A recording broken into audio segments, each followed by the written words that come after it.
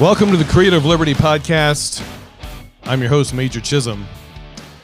And in the studio with me today is Mr. David DJ Lee. Woo! How are you, friend? Hello, Creative Liberty. Creative Liberty, folks. Good to see you, sir. You as well. It's really good to see you. Let me full screen us here. Word. So, you're a musician. I am. I've been a musician for a very long time. Very long time. And for our audience, for those listening, all 15 of you guys, 18 of us, DJ and I went to college together. For 643 years ago. Right? Feels that long ago. We went to Union University in Jackson, Tennessee. You. Go Dogs. Go Dogs. So, you're a musician, and tell us the backstory. Tell us your family. Let's start with. How far? I want to go all the way back. No, I want you to go to Bud and Barbara, and I want you to walk us forward. Tell us your story about being in music, and then if I have questions, I'll interject. Okay, cool. So my story is quite interesting, only because I was raised pretty differently. My parents, my dad's classically trained vocalist. My mom has her master's in classical piano. They have been traveling since 1987. Traveling full-time music ministry where they sing at churches for a living. And it's wild and crazy because they kind of book their own schedule and their itinerary and word of mouth and this and that.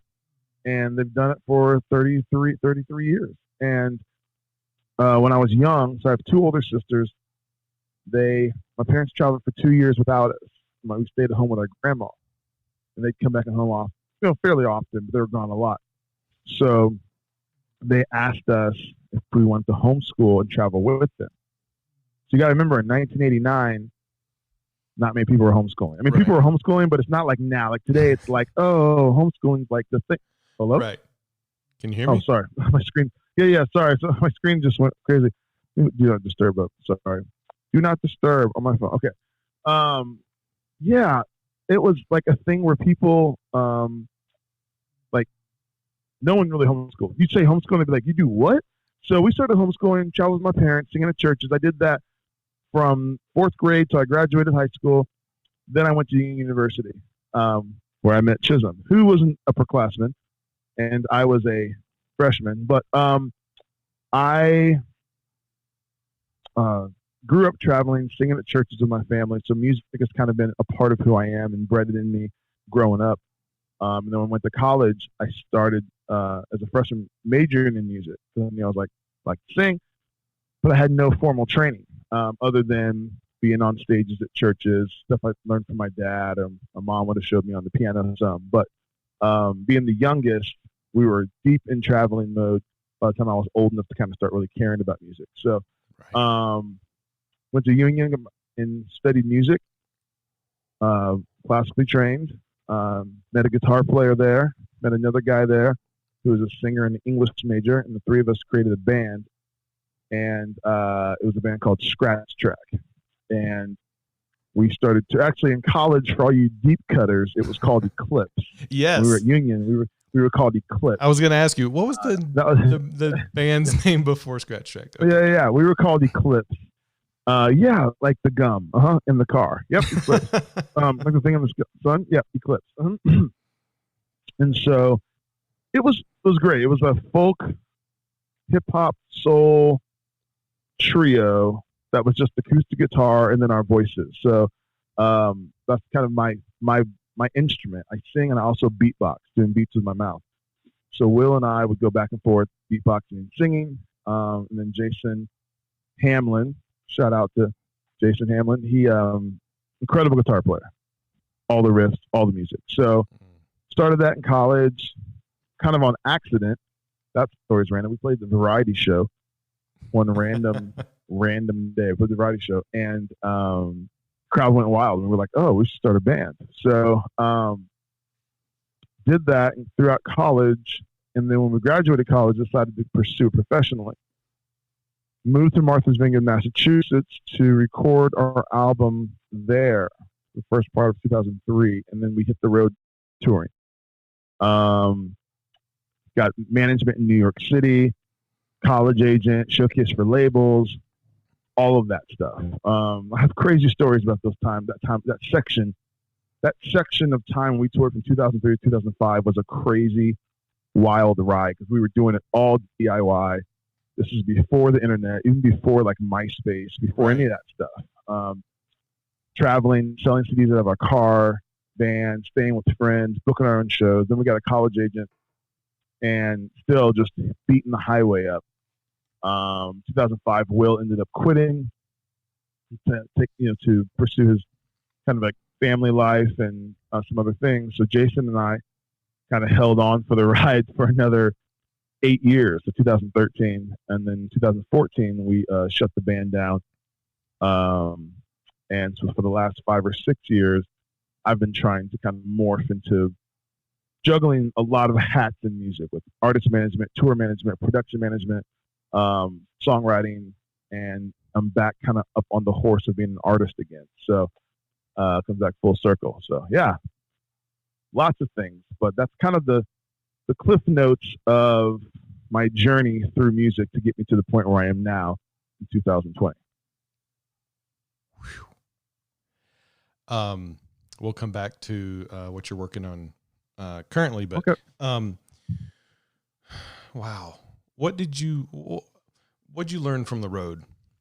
If you had to go back and tell DJ, yeah, I was gonna say which version of me, like that 10 to 20-year-old road or 20 to 30, like adult touring or child touring. So I've learned lots of things on the road. Right.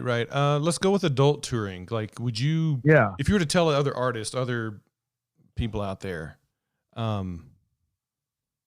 what advice would you give them if they're planning on touring or getting on the road and doing it themselves? Yeah. Touring's interesting because I have a lot of current thoughts about touring as an artist and as musicians in 2020. I have a lot of thoughts about why and how and when you should do it, where I won't get into. Some of those are part of my branding secrets. But as far as the thing about touring, really, which is kind of the crux of it, is just kind of knowing that it's so much more about living in harmony with who you're touring with, and the emotional side of the road is almost as important as the 90 minutes you're on stage, right, or 60 minutes you're on stage, 23 hours of the day you're living in harmony with someone, right, and you're dealing with every moment of traveling and touring with that person. So if you wake up feeling terrible with a hangover, or even just with like a headache, or if you wake up in the morning feeling just not in it, not happy. Yep. You've got a bandmate, you've got other people that are, there with you that you have to kind of like be aware of as you process life and deal with all the stuff that we all deal with through life. So that's good wisdom. Being in harmony. You mentioned you produce. Who are you working with, or who do you produce? So basically, I do. I'm doing artist development now for a few acts, artist development / management. So there's a young girl here in Nashville I'm working with. Her name is Aspen, Aspyn, Aspyn. She just released her first single called Heartless. She is 16 years old. That story, I've known her family my entire life from the Kansas City area. They moved to Nashville even before I moved to Nashville 18 months ago. I was teaching her voice lessons in Kansas City while I was there. So I do that. Oh, I do that as well. Add that to my list. I teach voice. And so when I got done in Nashville, she was like, they're like, Aspen's one of 7 kids. She's the middle child. she's like, she asked me whether I want to do music. I'm like, we're in Music City. And so I've been teaching her voice. And then she'd say, hey, I wrote this song. She'd play me a song. I'd be like, oh, that's really good. You know, keep writing. You're doing a great job. She's like, I got this other song. She'd play me a song. It's like, oh man, that's good. You know, just keep at it. Get your 10,000 hours in. Keep writing. You know? Right. And she, one day was just kind of like, I did a voice lesson and we were finishing. I was packing up. She was like, I wrote this song like 20 minutes the other day. And she started playing this song, which this the single she released. And she said, she got to the chorus and said, I'm not heartless. I'm just using my heart less. Part of this is that I once cared too much. And I remember stopping and being like, what was that? She's singing again. I'm not heartless. I'm just using my heart less. Part of this is that I once cared too much. And I was like, oh, that's good. Mm-hmm. Yeah. I was like, this might be a thing, you know? And so literally for the last 12 months, woodshedding that song, got it with an awesome producer who actually happens to be in the current project that I'm in, which we'll get into that later. But Ashton's dad is great with digital media things and websites and lyric videos, and so she's a thing now. So she's going to put a record out. Her EP is going to come out this summer. Nice. And it's she's a thing. Yeah, young, 16 too. I tell her every day, man, if I could go back, if I had your talent at 16, people say I was talented, but I was just like, I wasn't looking back. I don't know, maybe I was, but she's really clever and, has way more opportunities now with technology and internet and, recording capabilities and voice memos, just voice memos alone, Yeah. I have mini tape recorders that in shoe boxes of things that like ideas I used to have, like all those things are such an advantage for her right now. So it's pretty awesome. So that's one artist. I work with an artist named Olivia Fox, a girl trio from Kansas City. There's a folk pop thing, which is amazing. They're on Spotify and Apple Music and all that. Music videos. They do a nice hybrid of classic folk harmonies with like pop 808 beats and synths and snaps. And I work with an artist named Secondhand King who does doo-wop hip hop. I tell people he's Kansas City's last beatnik. So he's got an album coming out this summer or fall as well called The Doo-Wop Rapper. And so I work with him. I work with a producer who's produced actually Secondhand King's last album, and he's producing and is the producer of Olivia Fox. He is basically the fourth Fox, a guy named Tyler Banks. So I work with him in production, and I work with him in kind of getting him clients and getting him work. So we write together a lot as well. So so that's kind of what I have my hands in now as far as like currently juggling on the management and artist development tip. Okay.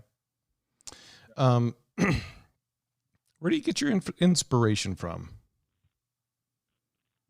musically? Chicago. No, I'm just kidding. You know that song? You're the inspiration. Anyway, that was a joke. Okay. I get my inspiration. Where do I get my inspiration from? That's an interesting question. It's an interesting question because there's a core of me being raised in a very conservative Christian home. I believe in God and I believe in Protestant faith. But I'm inspired by like my father. I'm inspired by those kind of went before me. I'm inspired by art around me. I think I make music because it's who I am. Making music, connecting people, creatively helping creative people is kind of my slogan, my website. It's my passion. It's just kind of like where I feel the most like myself. So I'm inspired by, God. I'm inspired by art. I'm inspired by creative people. So I think that is what fuels me. I feel energy from other humans and creative humans, and that synergy is inspiring to me. That's awesome. So I'm gonna throw you a curveball then. If you can name one, your favorite musician of all time. You can name three, but what's funny is that when you said that, a couple things flashed in my head. This is gonna sound kind of weak, but yeah, it's hard for me not to just like when I hear that question, say Michael Jackson. It's hard for me not to like. It's right? hard for me not to like hear that and just be like, oh, Michael Jackson, because I've never. It's funny. My earliest memory of music, I think I was probably 3 years old, maybe 4, but I think I was 3. And we had a record player, like a Fisher Price record player in my house. Again, I'm the youngest of 2 older sisters. And we would play on repeat 2 different records I remember. We had Lionel Richie's, maybe not greatest hits, but it was like whatever album had all night long, all night. Had that song, had that record, and we had Michael Jackson's Thriller. And we would play those 2 records. And I have only memories I really have is for some reason we had this curtain in our dining room. And I think we would dance in the dining room to the first track on Thriller is "Wanna Be Starting Something," and it's the song that has the greatest outro of all time. Mama say, Mama sa, Mama tu sa. Yep. Mama say, Mama sa, Mama tu sa. Mama say, Mama sa, Mama tu sa. Which is the funkiest thing ever. It's so great. So I think honestly that triggered something orally in my ears. I think at a young age, and every time I hear Michael Jackson, I'm just like, that is inspiring. The pop, the energy, the grooves, and honestly, man, he had a lot of great messages, man. Like I was literally quoting him yesterday. We were talking about what's going on in the world and everything, and I said, man, really, honestly, like so many people have thoughts and feelings and emotions are high. So even today, with what's going on in the world, I was quoting Michael Jackson, the song. I said, people were talking about all the emotions are high and how people are feeling. And I said, honestly, if you want to make the world a better place, take a look at yourself and make that change. Like, we can talk all this logic and theory and all these things, but the real changes that you'll see in a culture start from within. It's just how it is. Yeah, absolutely. Everything else is just a product of the character and the or lack of character, the character and values and integrity of an individual person, which turns into a community, which turns into a town, which turns into a state, which turns into a country. Right. Yeah, I agree. Who are you listening to now? Oh, lots of people. Oh, I love this band. Actually, this band, these girls, Lark and Poe. Okay. You heard these girls? Nope. They're sisters from Georgia. They do like a blues pop rock thing. One of the girls, Megan, plays like a slide guitar. Yeah. She's amazing. And then Rebecca, great lead vocalist. They're a great band. I listen to a lot of like indie pop stuff, things like like JP Sachs and Loud, and I'm kind of a pop head in that realm. What did I listen to yesterday? I listened to like some rock and roll yesterday, from Zeppelin to band Jet. Always listen to the artists I work with: Aspen, Olivia Fox, Secondhand King. What else am I listening to right now? A lot. I study it, and I find music, and I rabbit hole, and I dig, and I listen, and I watch. So, yeah. Okay. Oh, I love this kid, Louis Capaldi. You know this kid, Louis Capaldi? Man, he's so good. One of those British troubadours that's amazing. Okay. I'm gonna have a lot of bands to look up after this podcast. Yeah.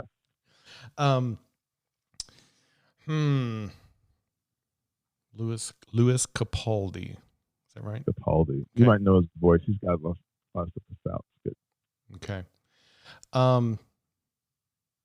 If you weren't working in music, What would you be doing? School teacher. What would you be teaching? Music? I mean, I say school teacher. You know what?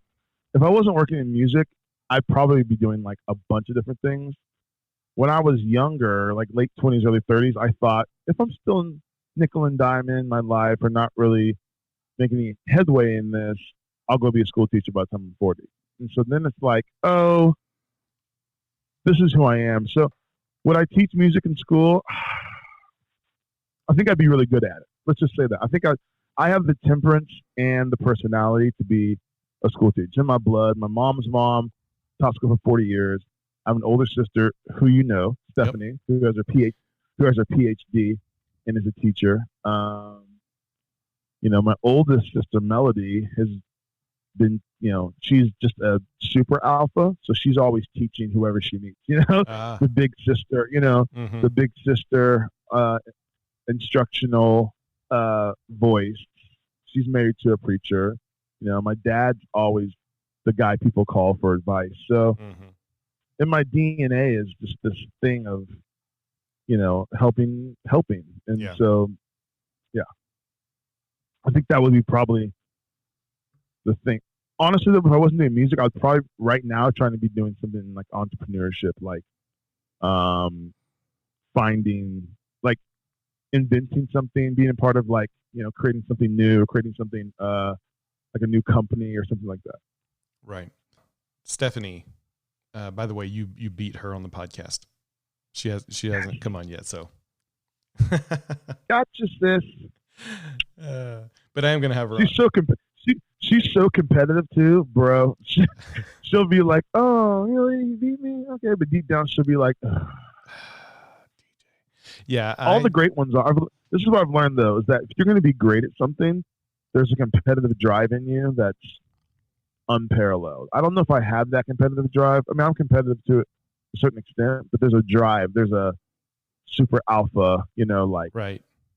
drive that is, amazing. Stephanie is the most driven person I've ever met.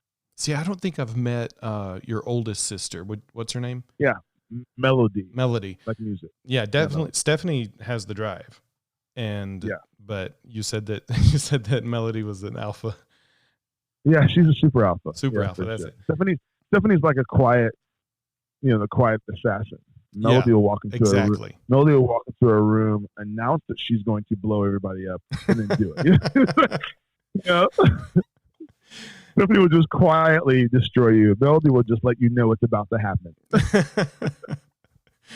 Oh, that's awesome. So, yeah, you spoke a little bit earlier about the times we're living in. How has COVID interrupted what you've been working on, what you've been doing? What's funny is that I'm probably one of those weird people. Man, COVID's kind of been really good for me, to be honest. Yeah. A lot of my hustle in Nashville involved like going here, going there. I was driving a lot of Lyft, to make extra money as well. So I had a lot of like, I was spread out. Mm-hmm. Like my person was spread out all over the place. And Right. with COVID and things closing and people kind of being forced to be in home, I was able to kind of like, I've been tooling up, as I call it. I've been teaching myself Logic, the software that you make music on, and I've been teaching myself iMovie, trying to learn how to do more of those things. That video, I made a song and a music video. I didn't know how to do that before COVID. I don't know if I would have learned how to do that, but I've taught myself how to do those things. Because we're, everyone's stay-at-home order and trying to be safe, and what's the catchphrase, social distancing and all of that. So, I think, and it also gives me time and like some solid students and space to kind of really evaluate, how I want to orchestrate more. Right. I'm always trying to figure out how to be better, be a better version of myself and be more. So I'm also been working out a bunch and trying to eat better and trying to like get in the rhythm of that and then continue. Because, I'm not young. So you got to like, take care of yourself and do those things. So COVID, man, I mean, I hate that it's killed so many people or taken so many people, and a lot of people have dealt with some real sickness and some bad things. But for me and personally, and everyone that I know, 'cause I don't know anyone actually who has COVID, or that they know of. I shouldn't say have. We all can have it, and not know it, but Right. it's I know like, what you mean. Yeah. you know what I mean? Yeah. So, for me personally, this has been kind of a blessing in disguise. Yeah. Same for me as well. Just been able to focus and work on stuff. Yeah. And, we were working from home for a few months, and now it's officially summertime. So, so now it's working on whatever I want to work on, which has been really good. So, Yeah, that's awesome. Yeah. Has this time sparked new ideas and for the future? Oh, absolutely, absolutely. I can't talk about a few of them, but I do have. I some love things the that top secretness. I know, right? And really, it wouldn't be funny if when people say that. I'm always just like, you don't have anything. You're just saying that to sound important. You know what I mean? It's like, right. Well, I've got some things in the works I can't really talk about. I'm like, oh, do you? Really? You trying to sound really cool? Humble brag. Yeah, it's exciting. I'm really excited about it. And really, it's like, they're just going to Target later. There's right. like, there's nothing. No, I'm trying to craft a way to help more artists, and I have people that I'm close to that are just unbelievably talented who I think could use my administration skills and my, the accountability that I can kind of bring as far as like management things and the hustle, man. The hustle is something that I learned from Bud and Barbara, my parents, man. They are the hustle. They're the definition of hustle, and so it's kind of embedded in me growing up. And so I definitely want to help, creatively help creative people, and so that's been great. And then I've been, like I said, making more music on my own. I'm making beats now, and I've been beatboxing for 20 years, but I've never really made my own beats with my combining my beatboxing and like programmed sounds. And so I've been doing that, which has been really, really cool. I've been writing over that stuff and sending beats to people and writing. So it's really helped me, really, really helped me get stuff, flush stuff out of me as far as creatively. Good. Yeah. I think, and I've said this before, I don't know if I've mentioned it on a podcast, but I think once everything's said and done, I think there's going to be some aspects to all of this that people are going to look back on and go, that was kind of a sweet time for my family. And now we're kind of thrown back into the work and the busyness of life and everything. And I think, if they don't establish some of those practices and some of those family times or creative times, that they're going to look back and, man, I kind of missed that, So I'm glad. Absolutely. I'm glad people are taking advantage of it like you. Absolutely. How, talk a little bit about, you said you were raised by Bud and Barbara and in a conservative Christian family. Does faith play a role into your music? Does it come across in your music? The obvious question people would say, "Oh, is he a Christian music?" As right. Speak to that. Yeah. So, it's funny because with what's going on in the world, people, especially today, right, have been calling me a lot, texting me a lot. Why? Asking me a lot of, no, right. I wonder why. Because I think I'm a lot of people. I think that a lot of people that I know, being raised in the suburbs and raised in, I have no better way of saying this, but being raised in white America, just being raised in the environment where I'm probably a lot of people's closest black friend. Sure. Yeah. And I recognize that, and I have a lot of friends, and I'm friendly, and I'm thankful for my friends. And so I'm thankful that they care enough about me to call and say, "Hey, man, this is crazy stuff going on in the world, and I just want you to know I love you." I'm like, I can't be mad about that. Like, it's a little weird, but I can't be mad about it. You know what I mean? Right. So, but I, man, my parents, they have raised us children. I'll speak to me specifically, to love God and love each other. And everything that you do needs to be great. it needs to be done for the glorification of what's bigger than you. My faith, and I think my faith is strong. I think my faith, it definitely has changed in the last, couple of decades. My relationship with God is, it's an ever changing thing, right? It's we're all morphing as Right. the more experiences, life experiences that we have, our perspectives change. But as far as how it affects my art, I'm always gonna have that like conscious thought about, is this song um is this song a song that I can play for my parents?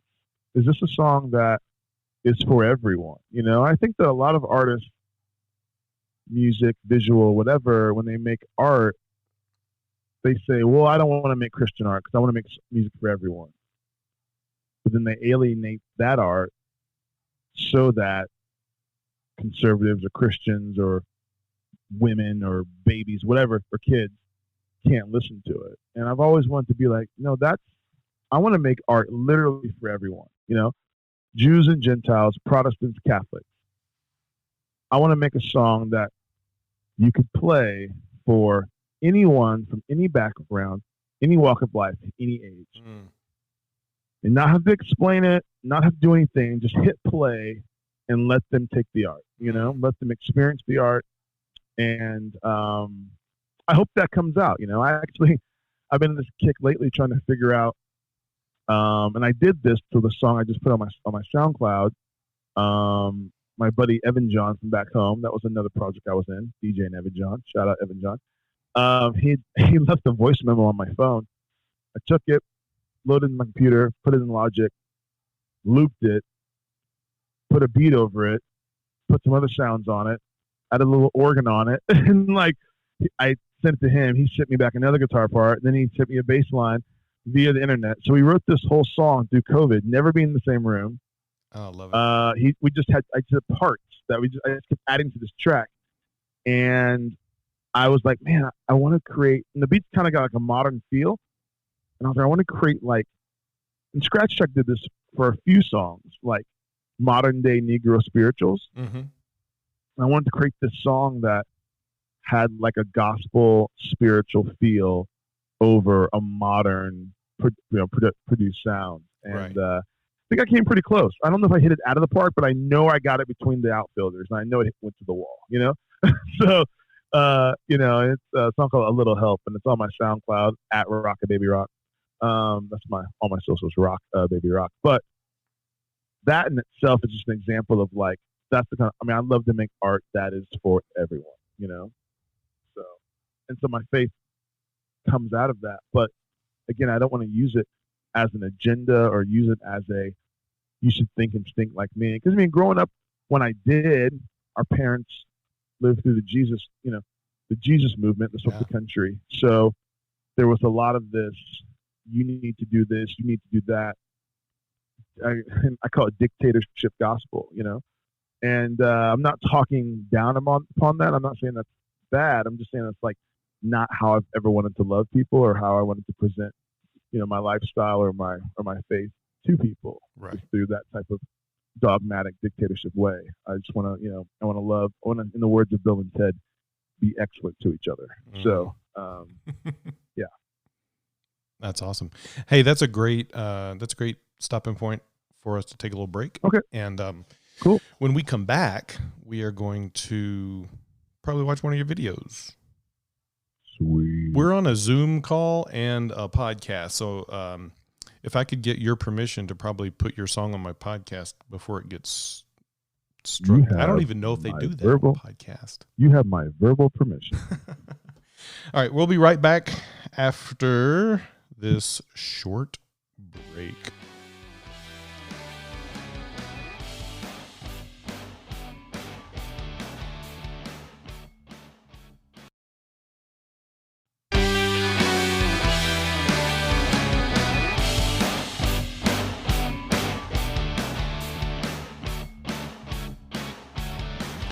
Welcome back to the Creative Liberty Podcast. In the studio with me today is David DJ Lee. DJ, so your faith, we just talked about that. I want to bring up one of your, you said it's a most recent song, is that right? A recent song? Yes, it's a very recent song. This is the very first song that I taught myself how to use Logic. Okay. The software, and I recorded the audio by myself. Actually, that's not true. I called my buddy Tyler, who I produce with, and sent him some of the files, and he helped me kind of a little bit. But this is like the first thing I ever did, pretty much everything. I did all the music, like beatboxing, vocal percussion, vocal harmonies, sang the lead vocal. So I made the track, and then I submitted it to a contest for the Goffin and King Foundation. Goffin and King is Jerry Goffin and Carole King, songwriters. We all know who Carole King is, but Goffin and King, the foundation, is celebrating the work of the Great American Songbook that Goffin and King wrote.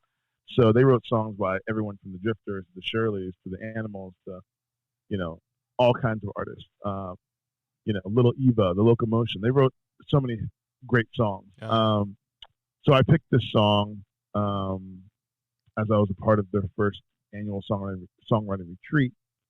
Shout out to Louise Goffin. And so then they wanted the video to go along with the submission. And so I taught myself how to make a video. So in iMovie. So yeah, Don't Bring Me Down is a cover by the band called The Animals. It was written by Jerry Goffin, the late Jerry Goffin, and the Queen Carole King. Okay. Queen King. Carole King. All right.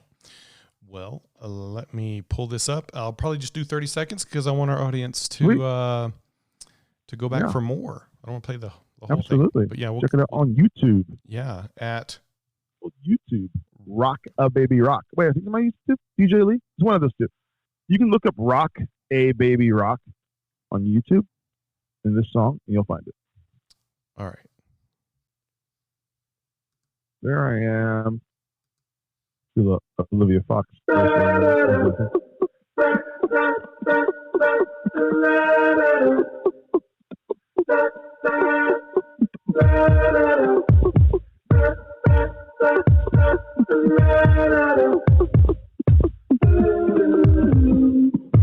You complain and criticize. I feel I'm nothing in your eyes. It makes me feel like giving up, because my best just ain't good enough. Girl, I wanna provide for you, do all the things you want me to. Oh no, don't bring me down. I'm begging, darling. Oh no, don't bring me down. Yeah. Love Yeah. Don't Bring Me Down. That was fun. That was a good time. it. Yeah. Rock a Baby Rock. Tell me that story. Yeah. I've heard this story, Rock but a Baby Rock. yeah. Have you? Yes. Oh, good. It's like a deep cut story. So, again, I was the youngest in my family. I have two older sisters. I'm the baby. When I was a baby, I guess I was really young, like 9 or 10 months old. My dad would sing to me. He'd go, rock a baby rock, rock a baby rock, rock a baby rock. And I would just sway to it in rhythm. Rock a baby rock, rock a baby rock. And it was like a weird baby trick or whatever. And people would like, oh my gosh, that's so cool. It's so cool. They'd be like, Mr. Lee, make DJ do rock a baby rock. They can do rock a baby. And so I don't even have to see him. I could just hear his voice. But if someone else tried to sing it, I wouldn't move. If someone else tried to sing rock, I wouldn't move if they tried to sing it. But if I heard my dad say, rock a baby rock, rock a baby rock, rock a baby rock. So, yeah, that was the story. And I basically have been calling myself Rock a Baby Rock. When I got my first email account, in the 90s. Rock a Baby Rock at Juno. Rock a Baby Rock at whatever. Rock a Baby Rock at Gmail. Rock a Baby Rock. All my handles, all my Twitter, all my Venmo, PayPal. Yep. all that stuff. Rock a baby, rock. So that's me. I should get a tattoo, like like rock a baby and then rock. In your dad's handwriting. Oh, that'd be so fun. So good, yeah. Yeah. Making a note of that. There you go. Yeah. Let's see. Trying to think of other industry questions. Yeah, I actually might be I'm toying with the idea of putting out like a Rock a Baby Rock mixtape, whatever that means. Basically, I have a bunch of songs that I've recorded and writing for sync for film and TV that aren't released, that are just kind of sitting. And I was just thought, man, I might just put this out. Yeah. Because these are some really cool songs, and I think that's probably going to happen. I'm gonna put out a bunch of music later this year. I'm in a band. We're releasing a song at the end of this month, and so yeah, a lot of things. Let's talk about that. What's the name of the band? What you got coming up? Magi. What's in the future? Say it again. So yeah, the band. I'm in a band called the Magi. Yeah. It's a trio. It's similar to what I was doing with Scratch Track as far as beatboxing is the groove and kind of the foundation. It's groove based, and then we have acoustic guitar and bass, and there's three of us. I tell people that we're basically like a black version of Crosby, Stills, and Nash. So nice. Only in the fact that we are three solo artists: Damian Horn, Kenny Carter, and myself, David DJ Lee. So we have a single coming out. Our single "Try" is coming out, I think, June 26th. Okay. On all digital streaming platforms. So it's like urban folk. The Magi is like an urban folk band that it's a great song. The song's called "Try," and we're gonna be we have a music video coming out as well. So just putting our imprint out into the world as a band. Love it. Who's doing your video? So Damian, Kenny, and I. Kenny actually produced and recorded the song, and he's doing the music video as well. So Kenny, we have like Damian, who's an amazing singer songwriter. He's an early singer. Kenny's our musical director, plays bass, and he's an engineer and just kind of has a great eye and ear for that. And then I'm like I do the beatboxing, and we all contribute well to songwriting and the sonics of the song, but I'm kind of like the band's manager, so we all have like our a little roles that we do really well as far as helping kind of get this thing off the ground. So it's been cool. It was an accident. We started because the Magi started because we got together for a write here in my little apartment here in Nashville. We got together, set up, and we were supposed to write with our friend Shauna, and she wanted to call the project "The Queen and the Magi." She was like the Queen and the Magi, and so we kind of laughed it off, and she ended up missing the write. So we went ahead and just wrote while we were waiting on her, and realized she wasn't coming. We started writing this song, and it was like, oh, this is cool. And that was the song "Try" that we're releasing. We wrote, I think it was this time last year. So we thought the Magi sounded cool because, the three of us too are like three men who a lot of times in people's lives we're kind of like the voice of reason. People call us to talk, and not calling ourselves wise or anything, but it was just kind of a cool, inspirational thing. And the Magi in the Bible represents hope and the promise, and so we hope that we can kind of uplift and bring positivity and hope to people. I can't wait. Yeah, it's gonna be great. I'm excited. I'm excited for people to hear it. It's gonna be great. Oh man. And I've been to several of your with Scratch Track. I've been to several of those shows. Yeah, man. Back in the day. But can I tell a story about you real quick? Absolutely, go for it. All right. You are the very first person I ever saw with an iPhone. You came to our show. I think it was the Epic one we had too. Like March of 2007, maybe 2007. Okay.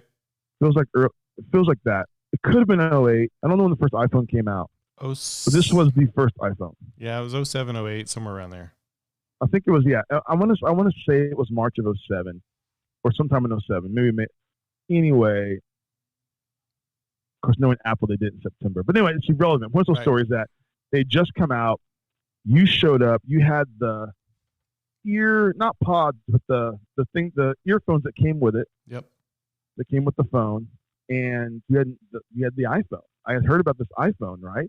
I'd never seen them before.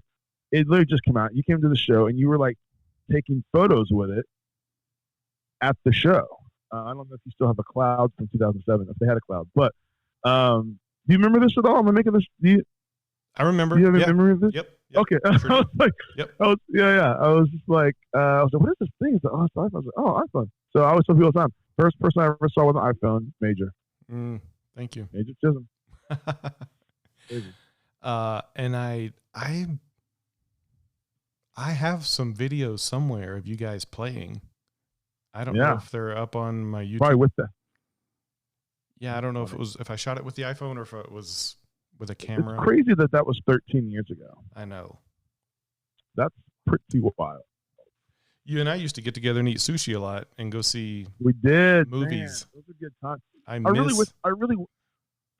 I wish I just lived here then. I should have been living in Nashville then. We could have caused all kinds of havoc. I came here a lot though. I was here once a month or every other month. And so we'd go get sushi. Where did we always go? We mixed it up. Where was the spot in Fido, the spot next door to Fido's? Yes. Hillsborough Village went there, and then we went to I remember one place down in Brentwood. Yeah, I'm thinking of that place too. Yeah. Right there off of Yep. Man. Good time. Nashville has changed so much since I left. I mean, people now ask me, "Hey, I'm going to Nashville. What should I do?" And I'm like, "Beats me." Yeah, I don't know. I mean, I don't know. Yeah. Do you remember when? Well, that's what I tell people too. People are like, "Oh, you just got it 18 months ago." I was like, "Well, I actually remember old Nashville. Like, I had a girlfriend that was here from 2001 to 2004, and so we used to kind of go out or hang out or whatever.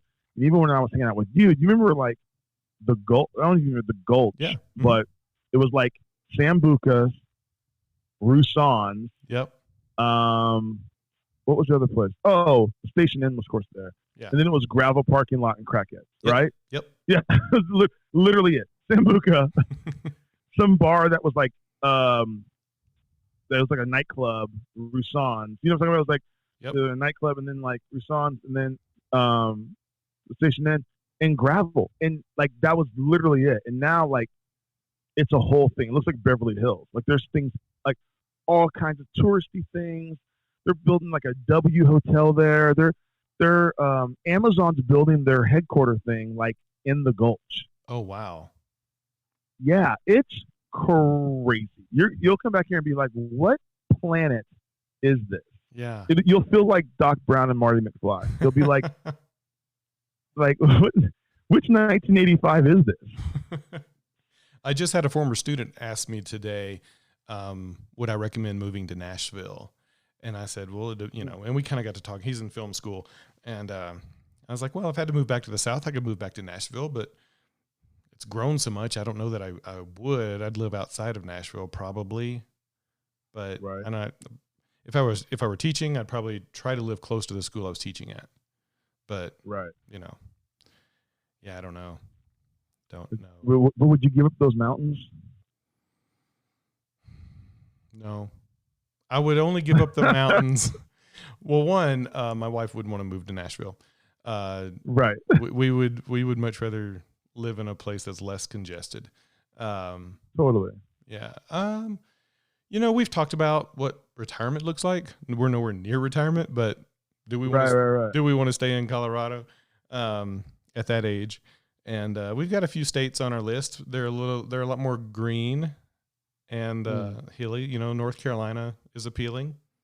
Okay. But we'll see. Okay. Very cool. Yeah. You're always welcome here, man. Thank you. Well, when I'm back there, I definitely want to come see your place. Absolutely. So my move out here, you were instrumental in that move because you gave me a place to sleep. Oh yeah. You were driving up. Yeah. You were driving up. Yeah. The big with Roscoe.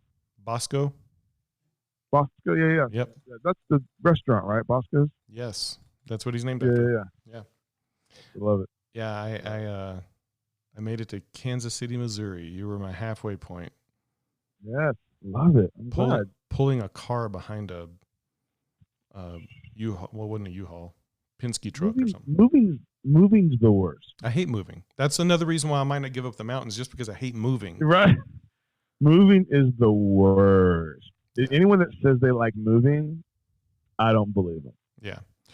Would you encourage, if there was a band out there, a local band, let's say we got a band here in Loveland, and they were wanting to make it or to do whatever, would you encourage them to go to Nashville and try to make it? Or would you encourage them just to pack up in a van and go tour? Absolutely. If it was something that was feasible for them, like if they were young, not married, if they were young and not married, but extremely driven and committed, and like willing to kind of go through the pains of coming to an oversaturated market. Right. Absolutely. Okay. Absolutely. Every day I drive around this town thinking I should have been here in my 20s, I don't know how the story how I would be different now, because clearly I'd be different now. But I think that Nashville is, for someone like me, it's the perfect place because there's so many people, so many like-minded people, right, as far as artists, musicians, industry. I feel that way about LA as well, but LA's not as. I mean, Nashville's really about the song. It's about songs. There's music industry and business here, and a lot of that, and it's getting every day more and more industries coming here. More and more like, whoa, they live here. Whoa, they live here. Whoa, you live down the street from me. It's a lot of that. If there was a young band, say there was 4 19-year-olds who were like, we want to do music. I want nothing more than music. I'd say, yeah. Like, oh, but it's expensive. We'll figure it out. I came down here as a grown-up, not much money in my pocket, and I just figured it out, and I'm still figuring it out. But it's just like, but if you want to be, if you're going to be in Broadway, you should move to New York. If you're going to be a gambler, move to Las Vegas. If you're going to be an actor, move to LA. If you want to be a songwriter, you're not going to live in Boise. I'm sorry. I mean, you can write songs in Boise. You can totally write songs. You can be in a band in Kansas City. I have a lot of friends who make a living playing in a band in Kansas City. But none of those people are playing original music full time. You know what I mean? They're counterbalancing that with cover shows and wedding gigs and teaching, and you know what I mean? Like I know people in this town who write original music, and that's what they do for a living. Right. Gotcha. They don't do other stuff, or they have to do other hustles. But they're, because it's a music town, it's a music industry. So yes, I would encourage. Man, I wish someone would have said, "Dude, stop what you're doing." And our story was different because I started touring right out of college. Our band was successful. We were on the road, so it made sense to kind of call home base a town. It made sense in my head at the time. Call home base a town that we didn't have many expenses in Kansas City or Michigan. Right. But looking back, I would have been like, to be a part of a community and a network and a scene where, you're in Aldi with people who are writing #1 songs. Yeah, that matters. That's important. So one of the things I loved about living in Nashville is that you could go to the Pancake Pantry and there sits Vince Gill eating by himself, reading the newspaper, and nobody's bothering him. It could be anybody. No paparazzi. I don't know how that's changed in the last 11 years since I've been there, but that's what I loved about Nashville. People were just people. Yep. It's still that way. Yeah. Along those same lines, who have you in your career, whether Nashville or otherwise, who have you run into that you were like, I look up to you. Is this because you know this story? Do you remember this story? Yeah, I think I know who you're going to say. Yes, you are. I haven't told this story in a while. Well, let me just say this. I'm going to kind of Quentin Tarantino. I'm going to Tarantino this and go backwards to what I said earlier about the early parts of Scratch Track and meeting people and et cetera, because I have an endless amount of people that I feel like I have crossed paths with, sat in their office, talked to, emailed, that are now some of the biggest. Like, for instance, I don't know if you know who Scooter Braun is. You heard of Scooter Braun? He's literally like the biggest manager in music. Manages Justin Bieber. He's the one that found Justin Bieber. Manages Ariana Grande, Demi Lovato. He's like the Don Juan of young managers in music. And I definitely blew him. We definitely blew him off like 3 times 17 years ago. You know, he came to our shows in Atlanta. He was emailing us like, "You guys are dope." He's like, "I'm cool with Jermaine Dupri. I'm cool with Usher. We should work together." We were just like, "Kid, you know, whatever, you know." So I blew up Scooter Braun. So who cares? But no, but that's the story. My one wow moment, like, oh my goodness, with a bullet. Number one, I'll give you the lead up to the story. First time I went to LA was 2004. The best part about this story is that it was the only Super Bowl I've ever missed watching. We were driving from Texas to LA, and it was a Super Bowl, and Justin Timberlake ripped off Janet Jackson's the wardrobe malfunction. The wardrobe malfunction. Yeah. So it's like it was like the only Super Bowl I ever missed, and that was the one I missed. Crazy, right? But so we get to LA. It happened to be kind of Grammy weekend. I don't even remember why. We weren't there for the Grammys. We were there playing shows. We had a couple showcases at like Capitol Records and other places. We get there the first night. We're at P.F. Chang's, our manager, sitting there. Andre 3000 from Outkast is like at the front hostess stand. We're like, dude, that's Andre 3000. Like, what in the world? You know, I'm like a kid, 23 or whatever, 24.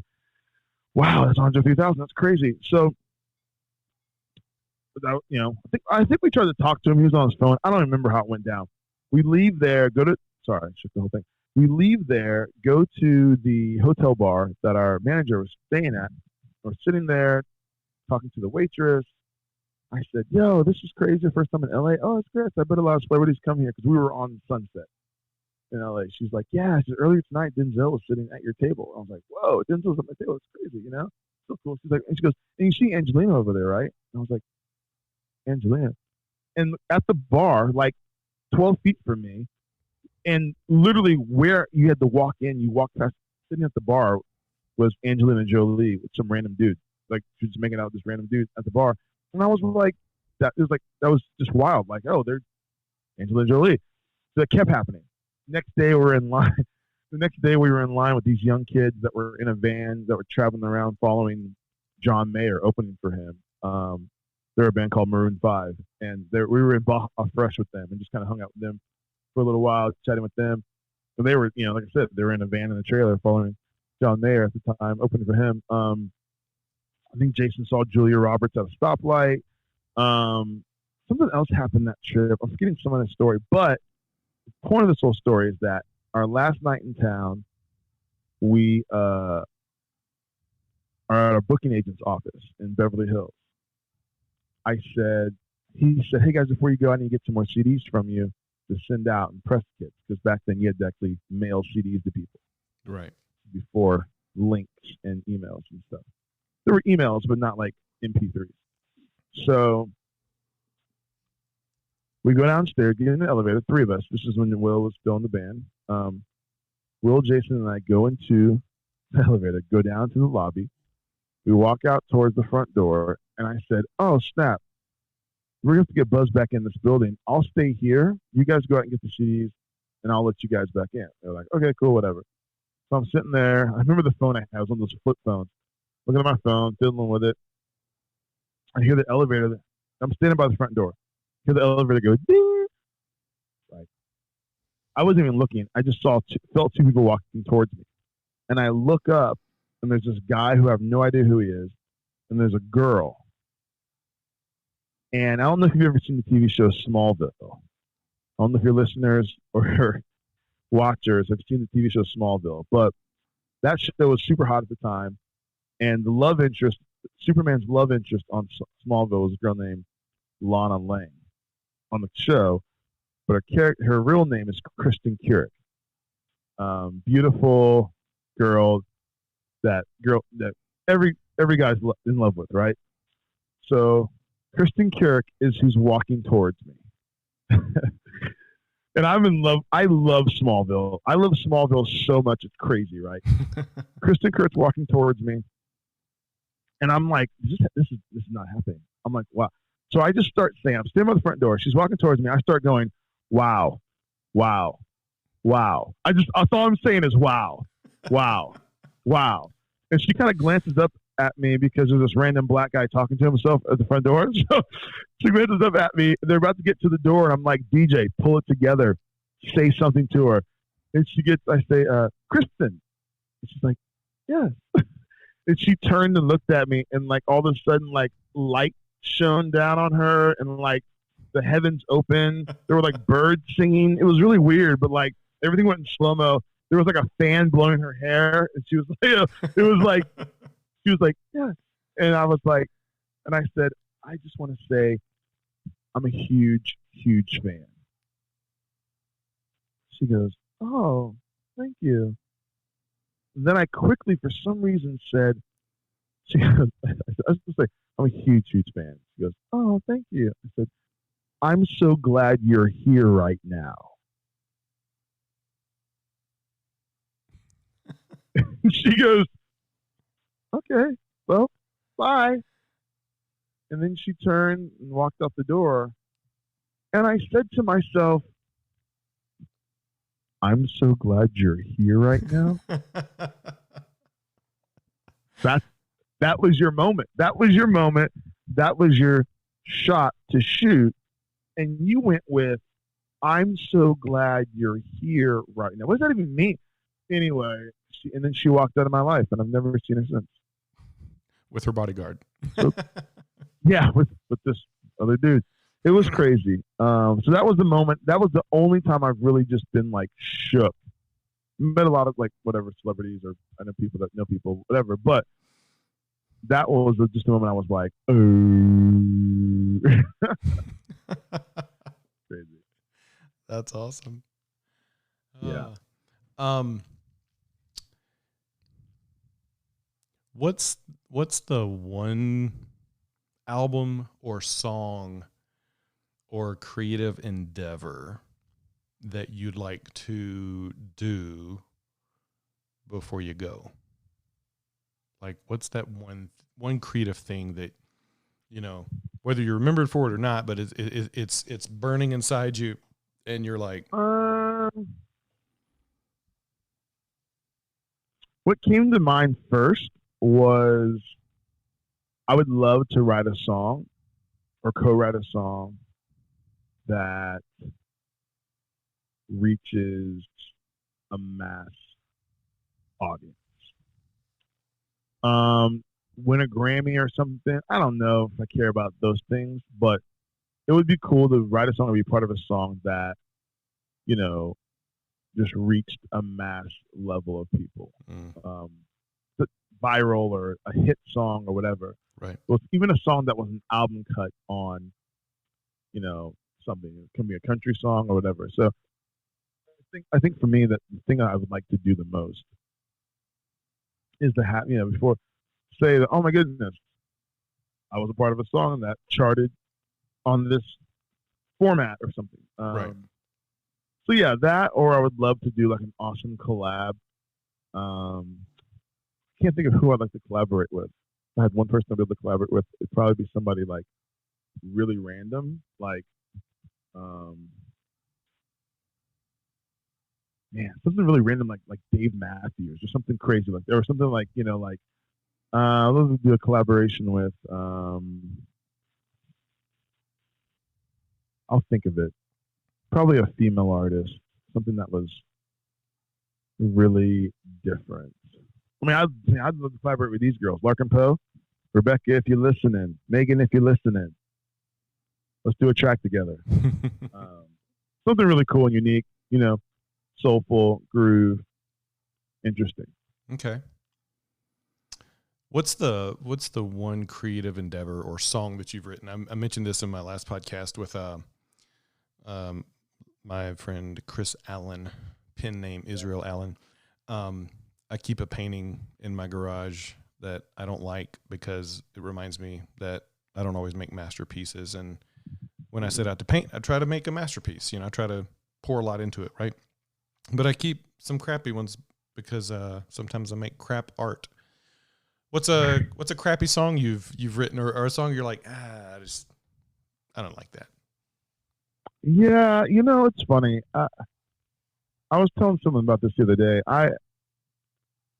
People say songs are like children. I don't necessarily know if I agree with that, because I definitely think that there's some things that Scratch Shack wrote that we did. We did 7 albums, so and I love a lot of the things that we did. But there's a song on one of our albums that I hear. I'm not gonna call it out because it might be someone's favorite song, but Sure. I'm not gonna say what it is. But it's a song that I hear and I'm just like, that wasn't very good. You know what I mean? Like, the performance wasn't very good. The idea was good, but it's just not very good. You know what I mean? Like, I was just like, that could have been better. And I feel like there's a lot of choices that I think not a lot. There's several choices that I think that we made and held strong to in the beginning because we wanted to be singular. We wanted to be a band that said, this is our sound. This is who we don't sound like this band. We don't sound like that. We're not trying to sound like whatever. We sound like us. And, that alienated us in some ways that probably were not as productive for our commercial success. Right. We have the respect of a few hundred people. No, we have the respect of, some indie hardcores, but, I look back and think we should have probably done some more unconventional and commercial things. So. Okay. I like that. Yeah. One of the things that Chris told me is that, and you mentioned it, you didn't want to call out the song because it could be someone's favorite song, is that, even though I don't put that painting out there, someone could find value in it, and it could speak to someone, and that's cool and all. Yeah. But yeah. So honestly, that's a discussion I would love to have. This is probably a whole nother podcast. This is like part 2. Sure. Because I talk a lot about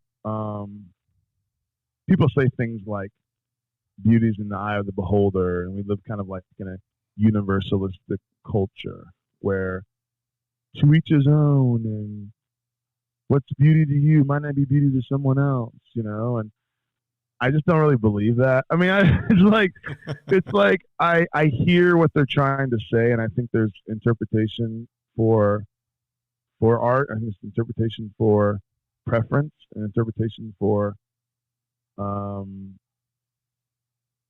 flavors. Yeah. But I think that I personally believe in ultimate truth. I believe that I think that's why there's scales. I think that's why there's the color scheme. That's why there's notes. That's why there's time signatures. Right. To keep you within a parameter that will execute truth. So you may have created a painting that in your heart, this isn't very good, but a 16-year-old student of yours may be unbelievably inspired by it, maybe thinking it's the greatest thing they've ever seen. So does that mean that the art has less value, more value, or has the value changed? And that's kind of the discussion that I have a lot with people. And I personally feel like this is like, you're an expert in art. Like, you have done your time, you've done your hours to say, I know my field, I can hear music in a song and say, that's awesome. That I may not like it or whatever. I can say, oh, that's done really well. Those drums sound great. That guitar sounds awesome. Ooh, the vocals out of tune. You know what I mean? I can say, I know enough I'm qualified to be able to say what's good and what's not good or whatever. with that being said, I personally just believe that, we have to start in our art, speaking truth and saying that there is better.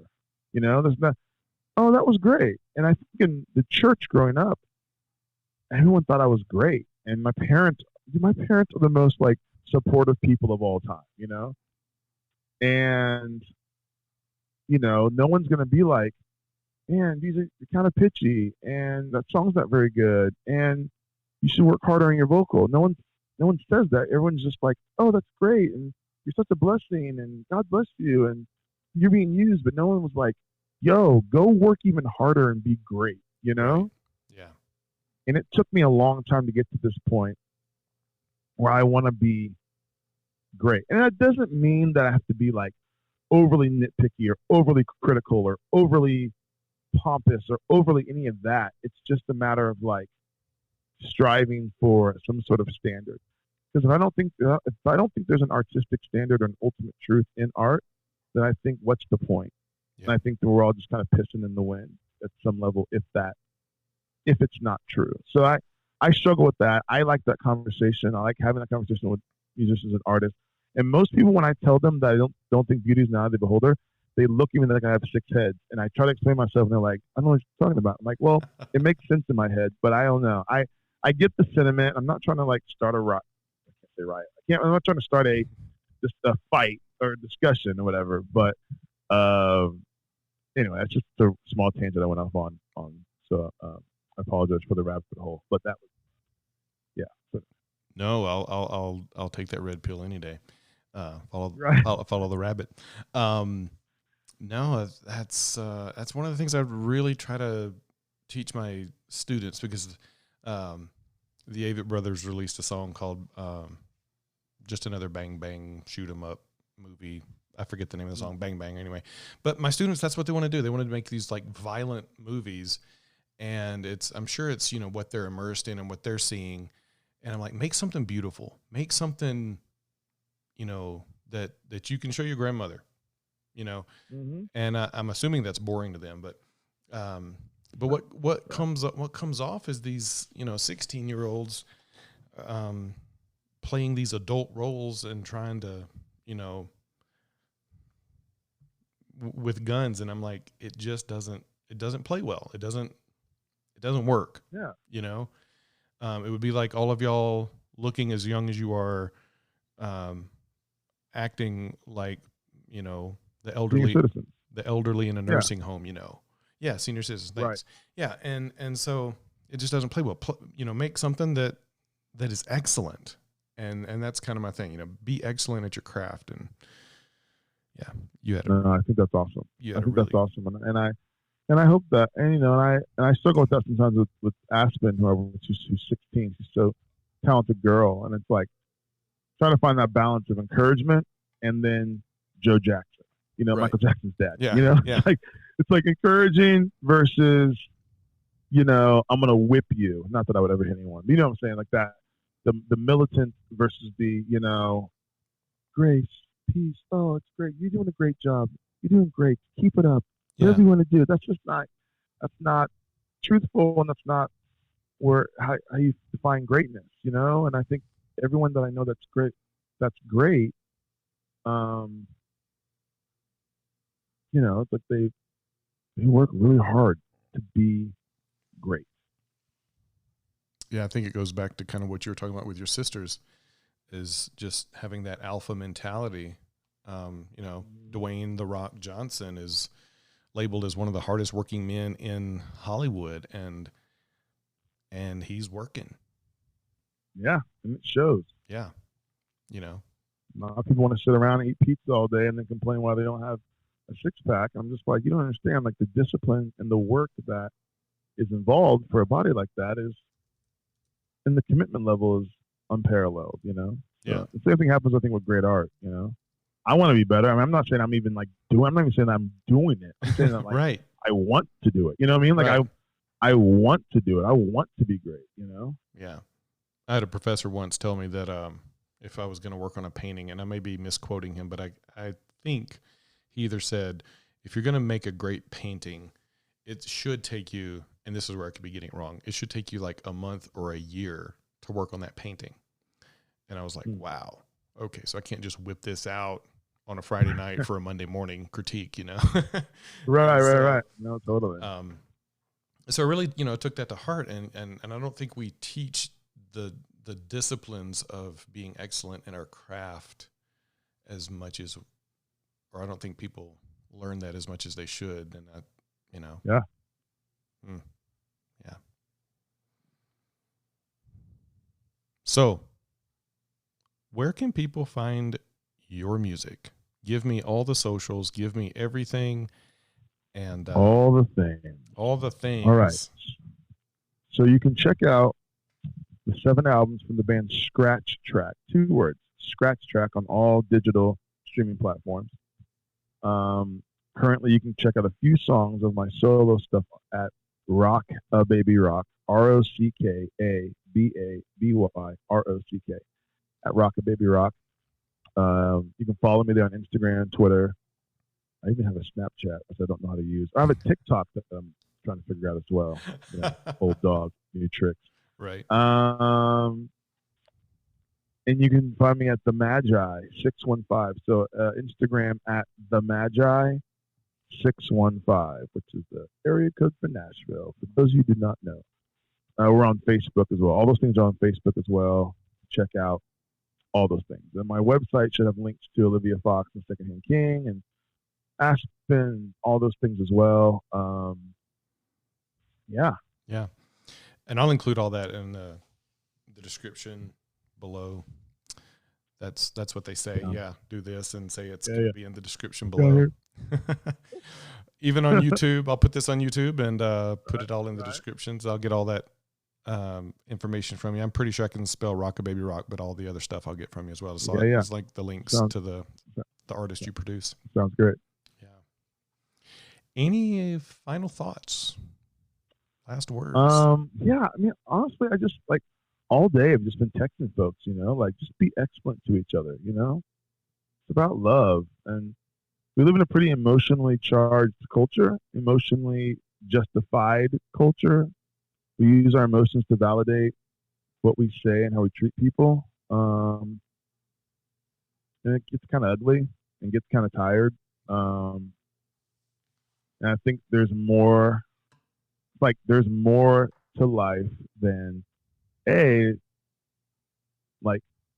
our differences physically, socially, spiritually. And there's, so much to be gained by just a little bit of love. Starts with the man in the mirror. If you want to make the world a better place, take a look at yourself. I'll tell you what song's not going to be written. If you want to make the world a better place, get on Facebook and rant. That's not a thing. No, it's not. That's not going to do anything, but except raise everyone's blood pressure. And at our age, we don't need that. Nope. Not enough for everyone. DJ, man, it's so good to see your face. Thanks for. It's good to see you too, man. Coming on. I hope this is a blessing to those listening and future artists and current artists. Absolutely. Yeah. Absolutely. And it's been a pleasure, Major. Thanks for having me on. Yeah. And Stephanie, I beat you. Ha. Stay on after this, and we'll catch up some more off air. But sounds good. This has been my friend David DJ Lee DJ. So thanks again, brother. Appreciate you coming on. Very welcome. Thanks for having me. Absolutely. Let's rock it out.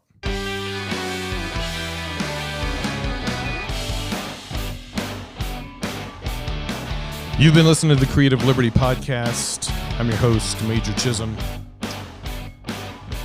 In the studio with me today was David DJ Lee. And guys, check him out on all his socials. Check out his YouTube channel. And definitely check out The Magi when it comes out later this summer. Until next time, hope you've enjoyed this. Stay safe, love one another, and we'll see you on the next one.